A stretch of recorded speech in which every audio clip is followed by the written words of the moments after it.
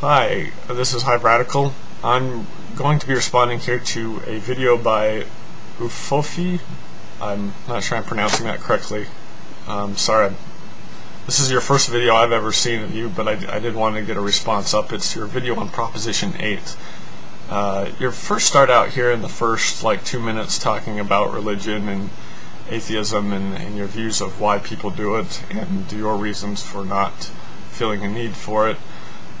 Before I get started into the Proposition 8 part of your video, I just wanted to say that you really, at least speaking for myself, your perceptions as to why generally people ascribe to religion, they really don't apply to myself. And I would think that there would be others that would be with me, but my belief in my religion and the way I live my life is not based out of some need to feel some to feel togetherness or to find just some security out of death. There's something a lot deeper and a lot more real beyond that. Things that I've been witness to that extend beyond that. So I just wanted to get that out there. Now I'm going to go through and I'm going to be playing this portions of your video and then pausing and responding as I go. But as far as this whole thing in California goes, I mean, obviously all this shit was started by religious people. I think it was like the Mormons and a couple other churches, that funded this whole thing. Just before going a bit further, at least in the case of our faith, it wasn't our faith that funded it. Our leaders put forward their support of it and encouraged us to support it. But money wasn't coming out of the coffers of our faith.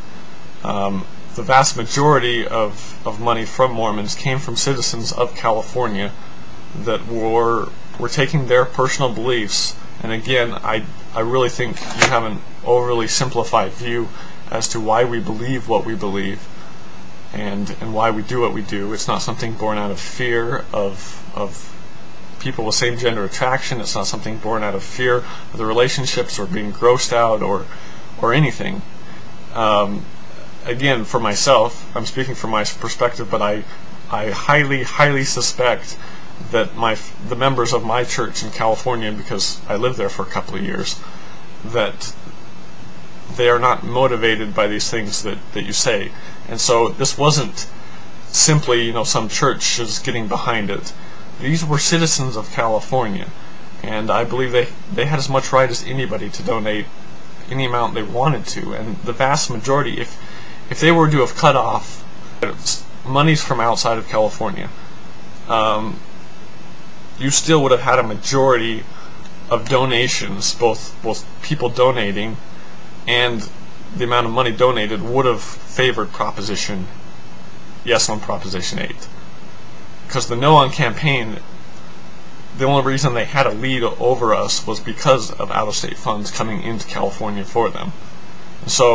And they had far more than the Yes side did coming in from out-of-state. So if you cut off the out-of-state funds, California still, the citizens of California, money-wise, would have been supporting Proposition 8, dollar-wise.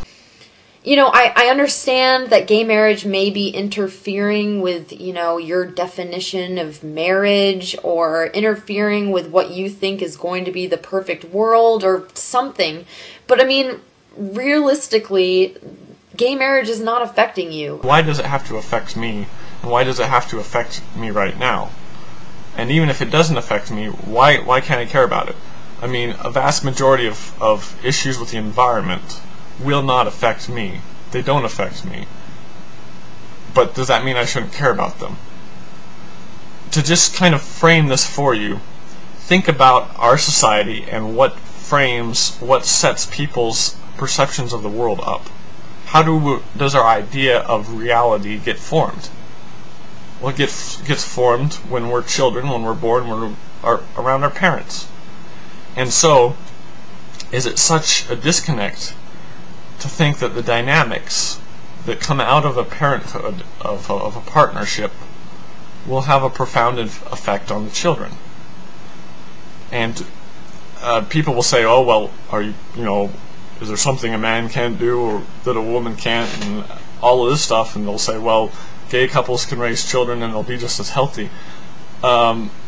This is all such a limited and myopic view of things. If we look at just this generation, if we look at just the here and now, we're going to miss out on a lot. And in the short term, many things can look just fine in the short term, but there's no way to know what these dynamics will affect in the long term. And so I'm not going to say this is going to happen or this is going to happen, but to think that it won't affect something in a major way when you change the foundational dynamics of what society supports in terms of the ideal for a family, it just boggles my mind that people can't see those dynamics as being important. To give you an example of why sex, of why gender matters in different combinations and different couples, if you look at a report, I'd seen another video of mine, but it points out how if you have two, well, this was a whole bunch of different couples that were reporting on the instances of non-monogamy. And I would hope it would be clear that you wouldn't need some study showing that non-monogamy in parental relationships can profoundly impact the children in it.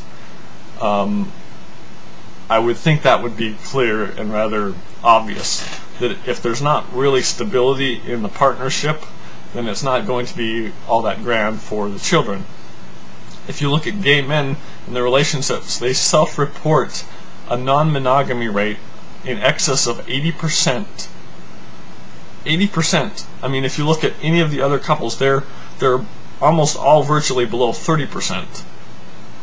And the dynamics of a man and a man, I mean, if you look at the evolutionary explanation that, well, men seek variety in partners and women seek, commitment, you get a different dynamic. You put a man and a woman together, and you have the woman may be able to rein in and kind of control the desires of the man to, have a variety of partners. But when you put two men together, there's not the restraint. The dynamics change, and this affects children. And so to say that the sex, and this transcends, again, this transcends sexual identity. So I need to get that out there because so many people don't see this. The dynamics matter, and they matter for children.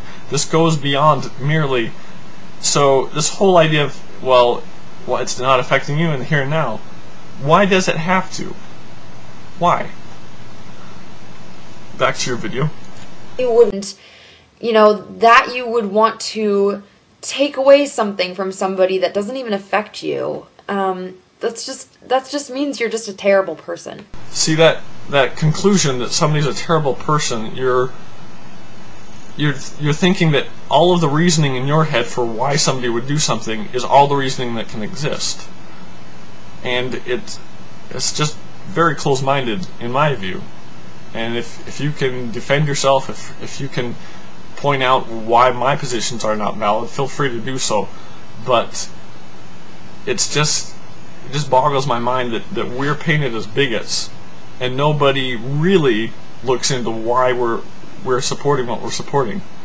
And oftentimes when they do it summarily skim, they'll sum it up, and it will all conform to their preconceived view of what they were going to find when they were looking at us.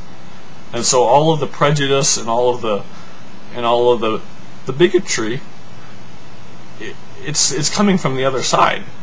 They're saying what we believe and why we believe it and why we're doing what we're doing, and nobody's taking the time to actually find it out. You just presume to know why we're doing what we're doing. And it just strikes me as funny and sad. I mean, funny in a sad way.